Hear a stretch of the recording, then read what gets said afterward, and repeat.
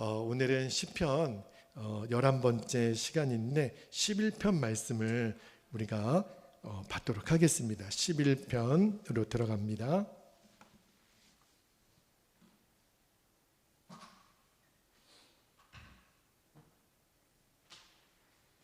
자, 우리 시편 11편 1절에서 7절까지 말씀을 한 절씩 교독하고요. 마지막 7절 말씀은 같이 받도록 하겠습니다. 1절입니다. 내가 여호와께 피하였거늘 너희가 내 영혼에게 새같이 내 산으로 도망하라 함은 어찌함인가. 악인이 활을 당기고 화살을 시위에 먹이며 마음이 바른 자를 어두운 데서 쏘려하는도다. 3절 터가 무너지면 의인이 무엇을 하랴. 여호와께서는 그의 성전에 계시고 여호와의 보좌는 하늘에 있으며 그의 눈이 인생을 통촉하시고 그의 안목이 그들을 감찰하시도다. 5절 여호와는 의인을 감찰하시고 악인과 폭력을 좋아하는 자를 마음에 미워하시도다. 악인에게 그물을 던지시리니 불과 유황과 태우는 바람이 그들의 잔에 소득이 되리로다. 7절 같이요. 여호와는 의로우사 의로운 일을 좋아하시나니 정직한 자는 그의 얼굴을 배우리로다. 아멘. 하나님 말씀입니다.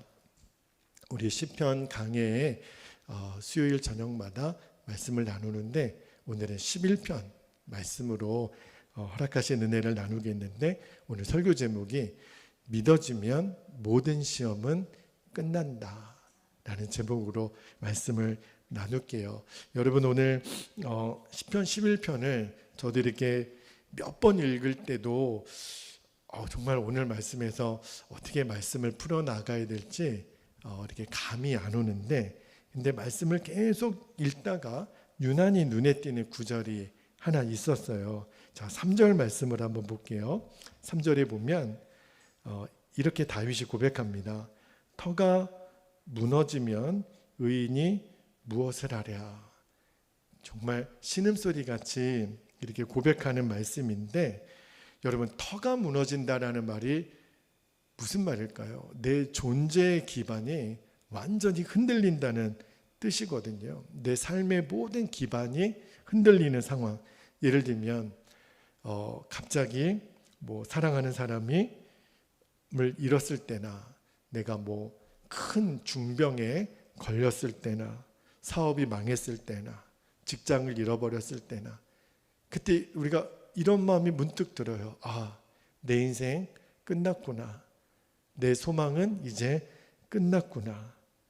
그렇죠? 그럴 때가 내 삶의 터가 무너질 때거든요.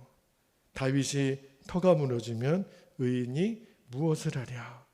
그런데 엎친 데 덮친 격으로 2절 말씀을 한번 볼게요. 2절에 보면 그러한 터가 무너진 상황에 있는 다윗을 향하여 악인들이 이렇게 공격을 합니다. 2절에 악인이 활을 당기고 화살을 시위에 먹이며 마음이 바른 자를 어두운 데서 쏘려 하는도다. 그러니까 다윗은요 믿음으로 살아보려고 바르게 살아보려고 애를 쓰는데도 그 주변에 악인들이 온갖 중상모략을 하고 그리고 심지어는요 어디에서 공격하는지조차도 모르게 숨어서 활을 쏜다는 거예요. 그렇게 악인들이 다윗을 해하려는 상황에 처해 있으니 완전히 사면초가이잖아요. 터가 무너진 것도 힘든 상황에 악인들의 공격까지 겸하여 오니까 정말 이럴 때는 어떻게 해야 될까요? 우리도 인생을 살다 보면 터가 무너지고 말도 안 되는 악인의 공격을 받을 때가 있거든요. 그때 도대체 어떻게 해야 되나? 오늘 다윗을 통해서 우리가 배우기를 원하는데 먼저 다윗이 우리에게 가르쳐 주는 것은 그런 상황을 만날 때 하나님께로 피하라는 거예요. 하나님께로 먼저 피하라. 4절 말씀해 볼게요. 4절에 보면 여호와께서는 그의 성전에 계시고 여호와의 보좌는 하늘에 있으며 그의 눈이 인생을 통촉하시고 그의 안목이 그들을 감찰하시도다. 그러니까 하나님이 다 보고 계시다는 거예요. 하나님이 다 알고 계시다라는 거예요. 그 말은 내가 나를 알고 나를 보시는 그 하나님께로 빨리 달려가라는 거죠. 그리고 나서 5절에 다윗이 이렇게 얘기합니다. 여호와는 의인을 감찰하시고 악인과 폭력을 좋아하는 자를 마음에 미워하시도다. 그리고 이어지는 6절에도요.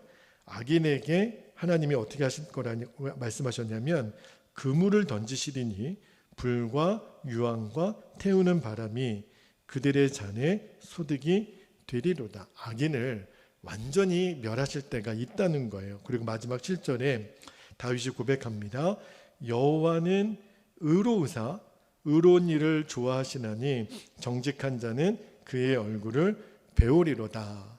이렇게 이제 말씀이 끝나요. 굉장히 희망적인 내용으로 말씀이 끝나는데도 근데 오늘 이 시편 11편 말씀을 다 읽어도 그런 삶의 터가 흔들리고 악인들의 공격에 놓여져 있는 성도들에게 큰 위로가 안 될 수도 있겠다라는 마음이 들어요. 많은 성도님들이 시편 말씀을 굉장히 좋아하잖아요. 시편은요, 성경이 딱 중간 부분에 있거든요. 그래서 오늘 성경을 한번 읽어볼까? 딱 피면 시편이 나와요. 그리고 시편 말씀은 어디를 찾아봐도 우리들의 귀에 익숙하고 눈에 익숙한 말씀들이 굉장히 많거든요. 그런데 저는요, 시편을 읽을 때마다 실은 제일 어려운 성경을 하나 뽑으라 그러면 저는 시편이 어려워요. 시편을 강의하기가 너무너무 어렵습니다. 그 이유는 뭐냐면 많은 성도님들이 시편을 좋아는 하지만 사실은 시편에서 정확한 하나님의 뜻을 캐치해내기가 어려워요. 왜냐하면 시편은 눈에 익숙하고 귀에 익숙한데 시편을 쭉 읽다 보면 너무 옳은 말만 해요.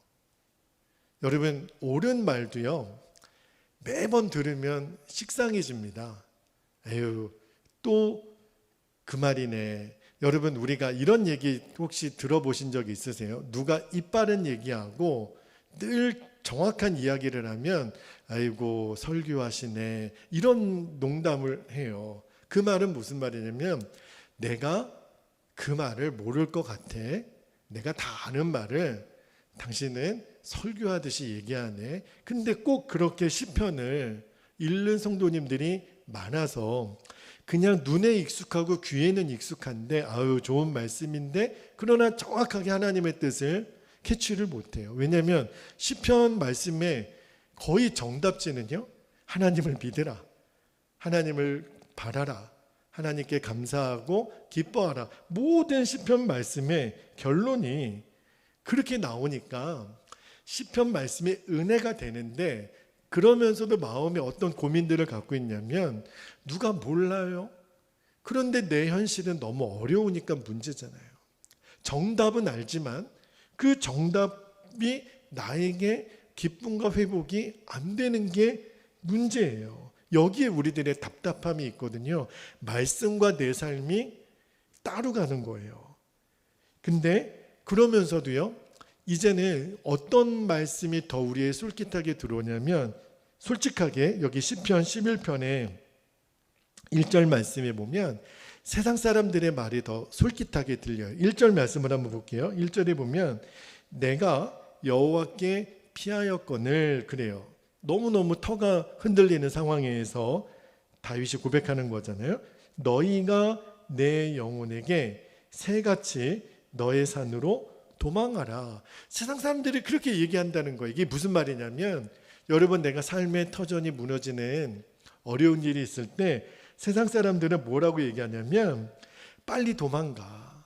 지금 하나님의 뜻을 구하고 어떤 길이 의로운 길인지 선한 길인지 그럴 때야. 야, 너부터 살아야지. 빨리 도망가. 빨리 이 자리를 피해.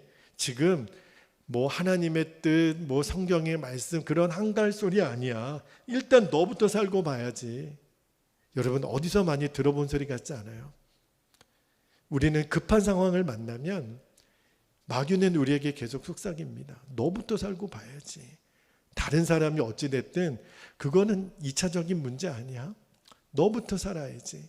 지금 하나님의 뜻이 어디 있고 기뻐하고 감사하고가 어디 있어? 너나 빨리 도망가. 내 산으로 도망가. 지금 그런 이야기들이 어떤 사람에게는 더 현실적으로 솔깃하게 들려요. 여기서 다윗에게 말하는 너희가 정확하게 누군지는 모르겠어요. 어떤 악한 사람들일 수도 있겠고 또는 다윗의 자신의 내면의 소리일 수도 있다는 생각이 들어요. 내가 지금 이러고 있을 땐가? 내가 기도할 때야? 내가 예배할 때야? 내가 지금 닥친 위기가 뭔데? 내가 빨리 내 건강부터 찾아야 되고 돈부터 찾아야 되고 나부터 살아야 되는 거 아니야? 어쩌면 말씀을 읽다가 다윗의 고백이라는 생각도 들어요. 누구든지 이런 위기 앞에 만나면 도망가고 싶은 생각이 들어요. 교회고 가정이고 나부터 살아야 되는 거 아니야? 피하고 싶고 도망가고 싶고 이게 사람들의 심리거든요. 거짓말을 하든 다른 사람들에게 모든 누명을 씌우든 악한 자와 타협을 하든 나부터 살아야지. 나부터 살아야 되는 거 아니야? 이게 악의 실체고 내 내면의 죄의 본성이에요. 그리고 너무너무 내 상황이 견디기가 힘들면 죽고 싶은 마음을 마귀가 계속 심어줍니다. 차라리 죽으면 끝나. 너무너무 교활하고 무섭죠. 이런 상황에서 늘 정답만 얘기하는 시편 말씀이 어떤 경우에는 은혜가 안 돼요. 아유, 또 설교하시네. 또 똑같은 말이네. 또 늘 듣는 주제네.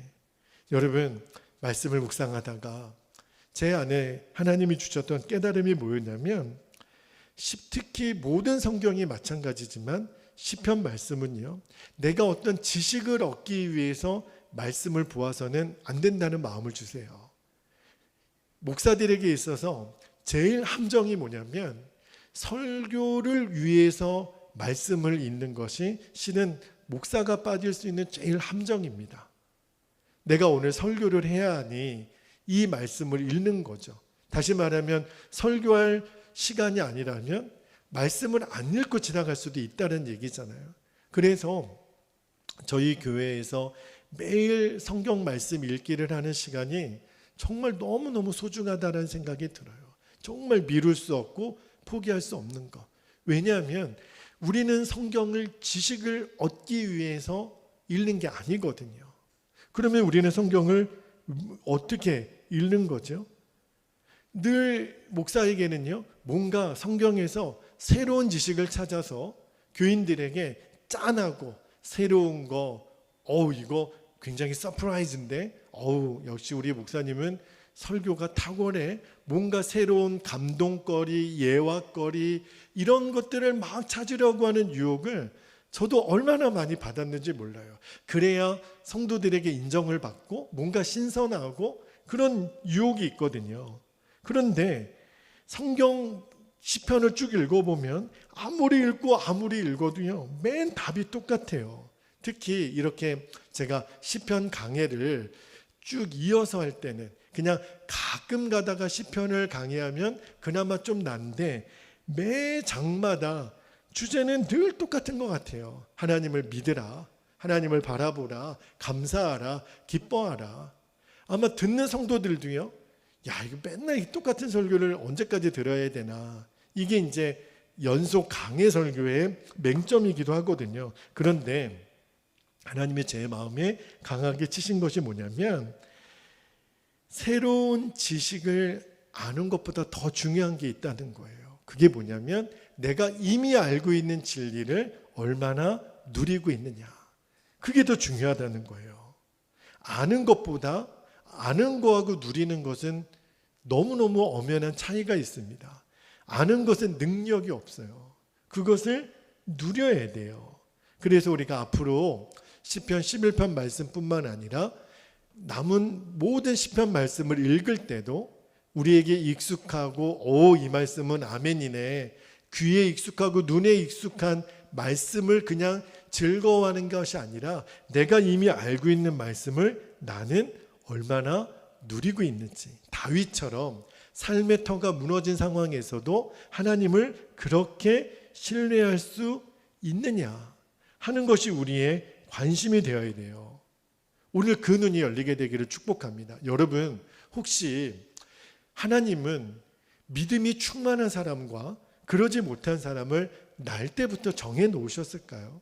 저는 그렇게 생각하지 않아요. 여러분, 정말 성인이 되어서 믿음이 충만하신 분들은요, 혹시 돌 지날 때 이게 말 배울 때요, 엄마 아빠라고 말하기 전에 할렐루야, 돌 지난 애가 아멘, 하나님 찬양합니다, 이런 아이 본 적 있으세요? 여러분, 하나님은요, 원래 누구는 믿음이 충만하고 믿음이 누구는 덜 충만하고 이렇게 하신 분이 아니거든요. 다시 말하면 누구든지 인생의 터가 무너지는 이 기가 막힌 상황을 만나도 오늘 다윗처럼 얼마든지 하나님을 찬양하고 하나님께 피할 수 있는 믿음을 가질 수 있다는 거예요. 어떻게 하면, 그지요? 여러분, 한두 번도 아니고 다윗은 시편 150편이 넘는 이 많은 시편 속에 모든 상황에서 어떻게 그는 감사하고 기뻐하고 찬양할 수 있었을까? 어찌 보면요, 시편은요 굉장히 좀 지루한 성경처럼 느껴질 때도 있어요. 매번 똑같으니까. 제가 성경 말씀에서 성경 말씀 말고 일반 위인전에서 제일 좀 읽기가 거북했던 책이 있는데 그 조지 뮬러 목사님 책이에요. 조지 뮬러 목사님 책 제목 중에 5만 번 기도응답을 받은 사람, 그런 책이 있어요. 여러분 인생을 살면서 내가 기도응답을 받았다라고 체험했던 간증이 여러분은 몇 번이나 됩니까? 뭐 아주 없지는 않겠죠. 우리가 이때까지 신앙생활을 하면서 이런저런 기도응답을 여러분도 받으셨겠는데 한번 그렇게 세어보셨나요? 그런데 조지 뮬러 목사님 보면 자그마치 5만 번이라는 거예요. 여러분, 하루에 한 번씩 기도응답을 받아도 1년에 365번밖에 안 돼요. 10년 해봐야 3650번. 그죠? 100년을 매일 하루에 한 번씩 기도응답을 받아도 36,500번밖에 안 되잖아요. 그러면 조지 뮬러 목사님은 하루에 수도 없이 기도응답을 받았다는 거잖아요. 그분의 책을 읽어보면 진짜 못 읽겠어요. 지루해서 이것도 응답받았고 저것도 응답받고. 근데 여러분, 조지 뮬러 목사님이 기도하고 응답하시는 하나님과 우리가 기도하고 응답하시는 하나님이 다른 분입니까? 그렇지가 않거든요. 근데 왜 그렇지요? 누구는 그렇게 5만 번 기도 응답 받는데 일주일을 살아도 이번 한 주간 하나님이 행하신 일들에 대해서 간증해 보세요. 기도 제목 좀 나눠주세요. 그러면 아무것도 나누지 못해요. 그죠? 그냥 아무 일 없이 살았습니다. 아무 일 없이 살았다는 거는요, 솔직히 말하면 기도하는 생활이 없었다라는 것과 비슷해요. 기도하면 하나님이 응답해 주시는 것이 성경이 말하는 진리인데, 그죠? 그래서 우리도 알기는 알아요. 하나님의 사랑, 예수님의 은혜, 성령의 교통하심, 그죠? 그리고 하나님 나라의 영광, 기도의 축복, 우리가 복음을 모르나요? 그러나 문제는요, 내가 아는 지식이 누려지지 않으면, 여러분, 예수님은 임마누엘이십니다. 하나님 나와 함께 계십니다. 그런데도 함께 하신 하나님이 이렇게 보고 계시는데도 죄 짓는 나는 뭐죠? 안 믿는 거예요.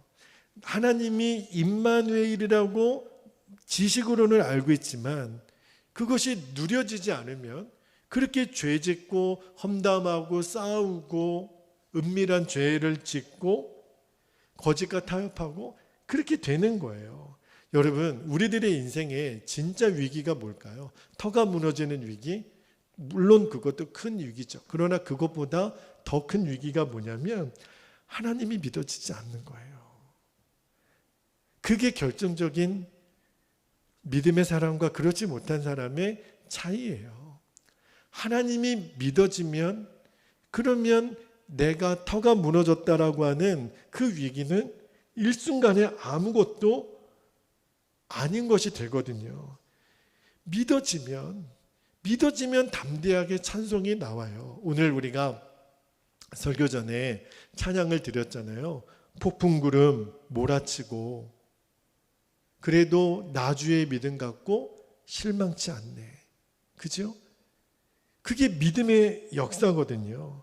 여러분, 아는 길을 가는 사람은요 두려워하지 않아요. 지난번에 우리 교회에서 성도님들과 함께 일본 단기 선교를 다녀왔는데, 일본에 가면 여러분 아시지요? 일본과 우리는 도로가 반대로 가요. 우리는 차들이 우측으로 가지만 일본은 좌측으로 가거든요. 그래서 한국에서 운전을 잘 하시는 분들도요 일본에 가서는 처음에 운전을 못합니다. 방향이 반대고요. 게다가 뭐가 문제냐면 길을 모르는 거예요. 그죠? 물론 내비게이션의 도움을 받아서 물어물어 갈 수는 있지만, 그러나 길도 모르고 글도 모르고 방향을 모르면요 아무리 내가 운전을 잘해도 불안할 수밖에 없는 거예요. 그런데 제가 일본에서 가자마자 운전대를 딱 잡으니까 처음에 잠깐은 함께 탔던 사람들이 무서워하더라고요. 목사님, 운전 괜찮으시겠어요? 그런데 한 10분 지나니까 뒤에서 다 자요. 어찌 그렇게 믿음이 좋은지. 그냥 제가 안전하게 운전할 줄 믿고 다 주무시더라고요. 막 비바람이 일고 뭐 바람도 불고, 그죠? 그래도 정말 뒤에 계신 분들 보니까 고요하게 잘 주무시더라고요. 그런데 저는요 이렇게 바람도 불고 막 비도 오고 그러는데 제 마음이 평안한 거예요. 왜냐하면 저는 길을 아니까. 이제 조금만 더 가면 어디가 나오고 어떤 그런 지명이 나오고 어떤 그 표식이 나오고 하는 것들을 아니까. 일본에서 제가 살았으니까. 그러니까 길이 보이는 사람은요 분명히 두려울 상황도 두렵지가 않게 되는 거거든요. 이게 바로 믿는 자의 삶이라는 거예요. 내가 하나님을 정말 믿으니까 지금 터가 흔들리는 상황이 왔어도 이게 두렵지가 않은 거예요. 시험이 와도, 시험이 올 때요 겹치기로 오는 시험이 있잖아요. 그래도 두렵지 않은 거예요. 그래서 야고보서 1장 2절에 보면 야고보 사도가 이렇게 얘기합니다. 야고보서 1장 2절에 내 형제들아 너희가 여러 가지 시험을 당하거든 온전히 기쁘게 여기라. 여러분, 이거는요 불난집에 부채질하는 것 같잖아요. 아니, 시험 당해서 지금 힘들고 열받아 죽겠는데 기뻐하세요. 시험이 와서 기뻐하세요. 이러면 싸우자는 거잖아요 지금. 그런데 야고보 사도가 왜 그런 얘기를 해요? 여러 가지 시험을 당해도 기뻐할 수 있는 이유가 있다는 거예요. 왜냐하면 우리는 하나님을 믿는 사람이니까. 이게 다른 거예요. 여러분, 일제시대 때 우리나라가 36년 동안이나 나라를 빼앗겼습니다. 우리 민족의 아픔이고 지금도 씻겨지지 않는 그런 상처가 우리 민족에 남아있잖아요. 그런데 그때 일제가 우리나라를 지배하면서 했던 악한 일 중에 어떤 일을 우리나라에 행했냐면 일본 천황에게 참배를 하라는 거예요. 신사참배를 하라는 거예요. 그런데 그것이 우리 기독교인들에게는 양보할 수 없는 것이 하나님 외에는 다른 신을 섬길 수 없거든요. 그래서 일제가 우리 민족을 탄압할 때 교회를 1번 타깃으로 삼았고요. 그 중에서 누구를 제일 목표로 삼았을까요? 목회자들. 목사님이 신사참배하면 성도들은 다 따라할 거 아니에요. 그래서 그 중에 타켓으로 잡은 목사님 중에 주기철 목사님, 손양원 목사님, 이런 분들에게 신사참배하라, 살려주겠다. 그런데 끝까지 거부하잖아요. 그래서 엄청나게 오랜 시간 동안 옥고를 치르셨잖아요. 그런데 1948년에 10월 19일입니다. 6.25 전쟁이 나기 2년 전에 저기 여수하고 순천에서 여수순천 반란 사건이 일어나잖아요. 그때 이 손양원 목사님의 두 아들 동인군하고 동신군도요, 이 반란을 피해서 도망갈 수 있는 기회가 있었다 그래요. 빨리 지금 피신하라. 그런데 손양원 목사님의 두 아들이 뭐라고 고백했냐면, 우리들이 피할 곳은 예수님의 품입니다. 그리고 도망가지 않았다는 거예요. 그리고 그 고백을 한 이틀 뒤에 1948년 10월 21일 날 그들이 공산당 안재선이라고 하는 청년에 의해서 총살을 당합니다. 피할 수 있었거든요. 여러분, 6.25 전쟁이 일어났어요. 그때도 선교사님들은요, 일제 그 고통에서 살아남으신 그 손양원 목사님만큼은 정말 우리가 꼭 지켜야 된다라고 생각을 하셔가지고 그 손양원 목사님에게 그 여수의 애양원 앞에 신풍리라고 하는 그 바다가 있는데 배 한 척을 준비하고, 손 목사님만큼은 살으셔야 됩니다. 그래서 배를 다 준비해 놓으셨는데 손양원 목사님이 이렇게 얘기를 했대요. 그 두 아들이 죽기 전에 했던 고백 그대로, 내가 피할 곳은 예수님의 품입니다. 저는 떠나지 않겠습니다.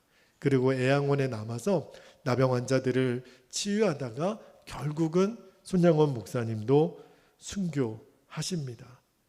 1950년 9월 28일 날 6.25 전쟁이 나고 꼭 3달 뒤에 손양원 목사님도 순교하시죠.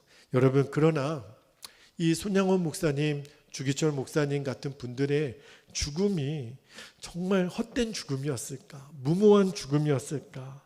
근데 많은 기도하는 분들은요, 오늘날 한국 교회의 부흥의 근원을요, 바로 이 손양원 목사님, 주기철 목사님의 순교로 인하여 우리 한국 교회가 그 은혜를 누리고 있다라고 고백을 하잖아요.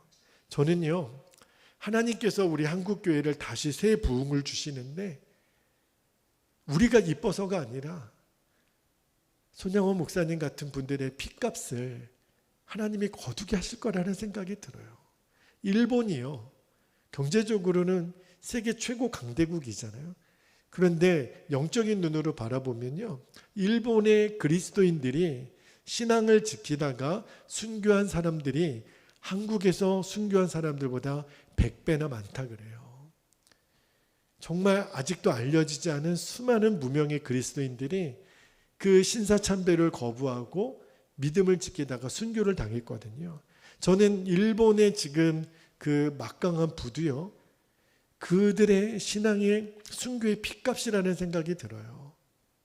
저는 그래서 우리 손양원 목사님, 주기철 목사님의 죽음이 절대로 헛되지 않다라고 믿습니다. 만약에 그분들이요, 살 수 있는 기회가 있었다니까요, 그때 그분들이 그래, 나부터 좀 살아야겠다, 그리고 그 피하여 안전한 곳으로 도망가셨다면 당신들의 삶은 더 좀 연장하실 수 있었겠죠. 그러나 한국교회에 이만한 부흥이 임할 수 있었을까? 저는 생각만 해도 너무 끔찍하더라고요. 여러분, 그러면 어떻게 하면 손양원 목사님, 주기철 목사님, 오늘 다윗처럼 이런 믿음을 가질 수 있을까? 하나님이 주신 결론은요, 다윗의 시편을 읽기만 하지 말고 다윗처럼 살아보라는 거예요. 듣지만 말고, 주님, 나도 이렇게 살아보겠습니다. 물론 믿음은요, 하나님이 주시는 거죠. 믿음은 하나님의 선물이에요. 그러나 그 믿음을 얻기 위하여 우리가 해야 될 일이 있는데, 그게 뭐냐면 끊임없이 하나님을 바라는 거예요. 주님을 바라보라는 거예요. 항상 다윗처럼. 자, 시편 16편 8절에 보면 다윗의 신앙 고백이 나오죠. 시편 16편 8절에 다윗이 이렇게 고백합니다. 내가 여호와를 항상 내 앞에 모심이여 그가 나의 오른쪽에 계심으로 내가 흔들리지 아니하리로다. 이것이 다윗이 터가 무너지는 상황에서도 그의 믿음이 흔들리지 않았던 비밀이라는 거예요. 항상 하나님을 바라보는 삶. 그래서 오늘 말씀에 4절에 보면 다윗이 이렇게 고백합니다. 4절 말씀을 다시 한번 볼게요. 여호와께서는 그의 성전에 계시고 여호와의 보좌는 하늘에 있으며 그의 눈이 인생을 통촉하시고 그의 안목이 그들을 감찰하시도다. 여기 보면 여호와께서는 어디에 계셔요? 그의 성전에 계시고, 이게 뭘 말하는 걸까요? 다윗은요, 터가 무너지는 그 상황을 만날 때마다, 악인이 숨어서 활을 쏘는 듯한 공격을 당할 때마다 그는 여호와가 계시는 성전에 들어가서 뭐 했을까요? 기도했다는 뜻이에요. 항상 하나님을 바라보기 위하여 그가 선택했던 장소는 기도할 수 있는 성전에 들어갔다는 거예요. 왕궁에 있지 않고요, 기도실로 들어갔다는 거예요. 그리고 기도하는 중에 하나님이 그의 믿음을 회복시켜 주셨다는 거죠. 제가 이 말씀을 읽다가, 여러분, 오늘날 하나님의 성전이 어디예요? 지금 여러분이 예배하는 교회죠. 이 예배당이잖아요. 그러나 또 하나, 우리는 성전이 있잖아요. 내 자신이 주님의 영이 거하는 성전이거든요. 여러분, 사도 바울이 고린도전서 3장 16절에 이렇게 말합니다. 고린도전서 3장 16절에 보면 너희는 너희가 하나님의 성전인 것과 하나님의 성령이 너희 안에 계시는 것을 알지 못하느냐?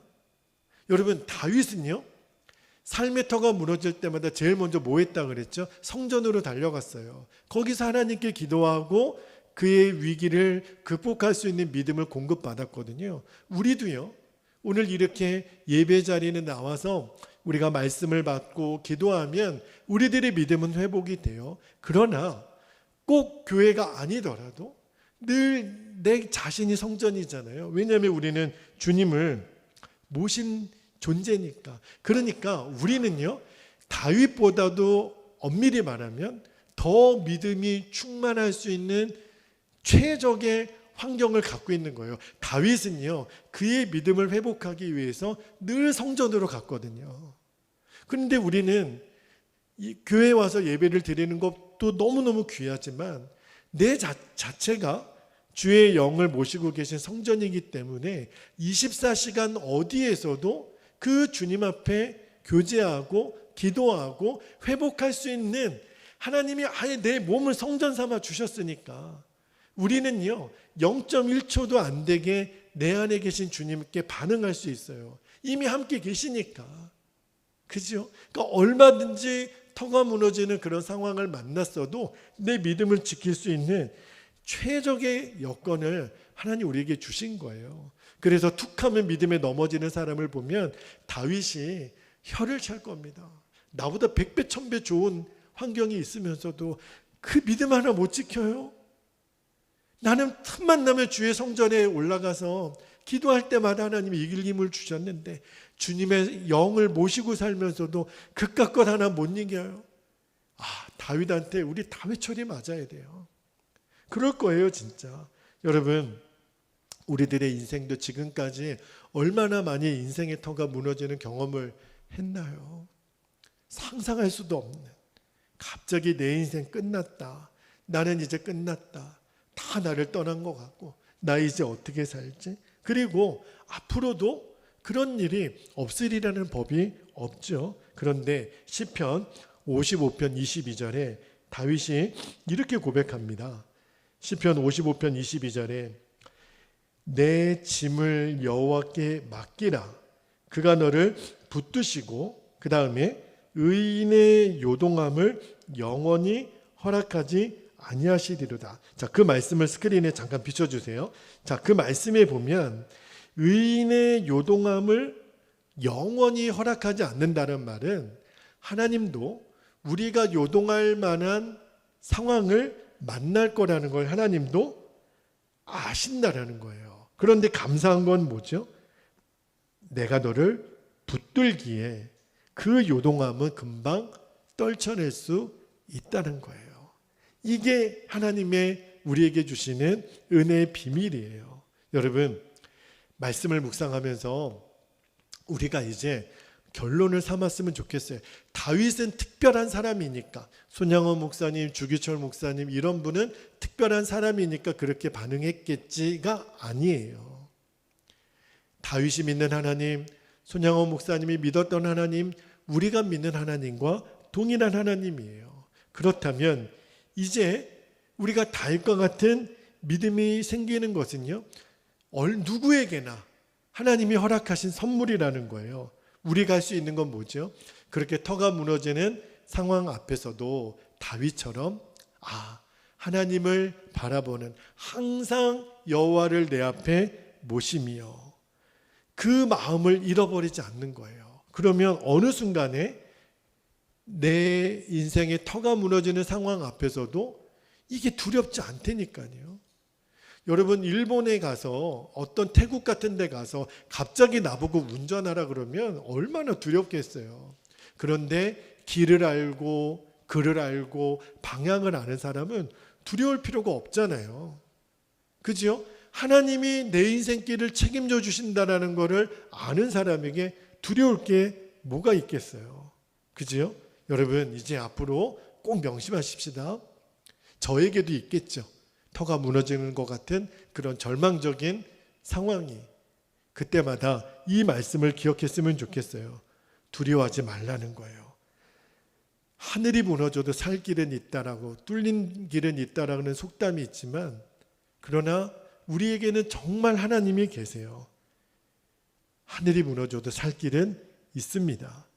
그것도 큰 길을 주신다 그랬어요. 자, 시편 84편 5절에 보면 그 길을 시온의 대로라고 했는데, 시편 84편 5절을 읽고 우리가 기도하겠습니다. 5절 같이 한번 읽어볼게요. 시작. 주께 힘을 얻고 그 마음에 시온의 대로가 있는 자는 복이 있나이다. 할렐루야. 이제 우리가 할 일은 그 주님을 믿고 바라보는 거예요. 항상 주님만 바라보는 거예요. 그때 주님이 우리에게 믿음을 주세요. 그러면 문제는 끝난 거예요. 오늘도 우리가 기도할 때 하나님, 항상 다윗처럼 주님을 바라보고, 문제를 바라보지 않고 주님만 바라보고 믿음으로 고백하며 찬송하며 나아가겠습니다. 그렇게 기도할 수 있기를 바랍니다. 두 가지 기도 제목을 붙잡고 이 시간에 우리 함께 기도하겠는데요. 첫 번째 기도 제목입니다. 터가 무너지는 것 같은 인생의 시험도 능히 이길 수 있는 믿음을 주옵소서.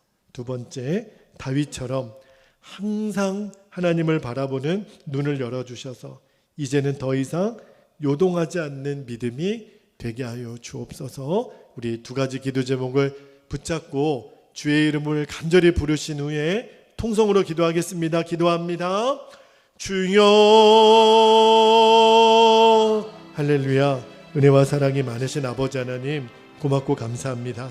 오늘도 시편의 11편 말씀을 통하여 다윗이 터가 무너지는 것 같은 그런 하나님 절망의 순간에도 어떻게 믿음으로 반응했고 승리할 수 있었는지, 아버지 하나님, 우리가 이제 시편을 읽을 때마다 늘 똑같은 말씀의 반복이라고, 하나님 식상해 하지도 않고, 하나님 늘 듣는 말씀이라고 그렇게 단정짓지 말고, 이제는 우리는 아는 것이 문제가 아니라 그 진리의 말씀을 누리는 데까지 나아가야 됩니다.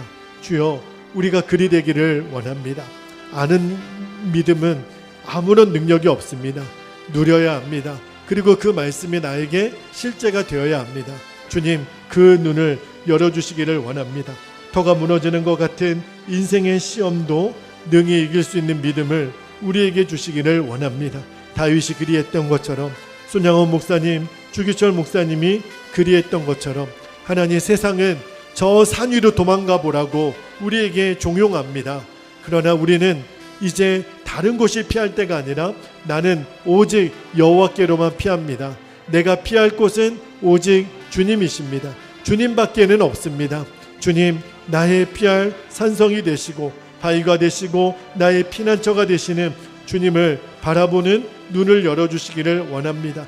이것이 우리가 마음의 시온의 대로가 열린 사람, 정말 복이 있는 사람이라고 했습니다. 주여, 우리가 말씀을 알고 있는 자가 아니라 누리는 자로, 이제는 주님을 정확하게 믿고 바라보는 자로, 그래서 다윗의 그 고백이 이제는 정말 우리들의 고백이 되게 하여 주옵소서. 항상 하나님을 바라보는 눈을 열어주셔서 이제는 더 이상 요동함이 없는 그러한 믿음으로 우리가 서게 해주시기를 원합니다. 사방으로 우겨쌈을 당하여도 아버지 하나님, 우리는 결코 무너지지 않습니다. 우리는 거꾸로 뜨림을 당하여도 쓰러지지 않습니다. 주님, 나와 함께 계시는 주님, 이미 우리 자신을 성전 삼으셔서 늘 우리와 함께 계시는 주님, 그 주님을 바라보는 눈만 열어주시면 터가 흔들리는 상황이 문제가 아니라 아버지 하나님, 내 믿음의 실체가 정확하게 주님 앞에 세워지는 것이 하나님 더 중요한 진리인 것을 하나님 믿고, 아버지 하나님, 우리가 이제는 진리에 반응하고 하나님 믿음으로 반응하고 주의 일하심을 우리가 주목하여 아버지 하나님 따라가는 인생 되기를 원합니다. 아버지, 정말 중요하고 정말 우리들이 붙들어야 될 진리를 정확하게 붙들게 하여 주옵소서. 아버지 하나님, 이제 시편 하나님에 나오는 모든 고백들이 이제 나의 간증이, 나의 고백이 되게 하시고 나의 복음이 되게 해주시고 나의 능력이 되게 해주시고 나의 주님을 향한 간증이 되게 하여 주시기를 아버지 하나님 원합니다. 주님은 능히 우리를 그렇게 쓰실 것을 믿습니다. 다윗이 믿었던 하나님, 내가 믿는 하나님과 동일한 하나님이십니다. 다윗을 통해 역사하셨던 그 역사하심을 지금 우리를 통하여도 주님은 능히 베풀어 주실 줄로 믿습니다. 아버지 하나님, 우리 사랑하는 성도들에게 그 눈을 열어주시고 아버지 하나님, 이 익산 땅에 있는 수많은 교회와 성도들이 그 진리에 반응하게 해주시고 아버지 하나님, 성령의 새 부흥, 성령의 새 바람을 아버지 하나님 우리에게 부어주시기를 아버지 하나님 원합니다. 오 주님, 그렇게 역사하실 주님을 찬양합니다. 아버지 감사합니다. 오 주님 고맙습니다.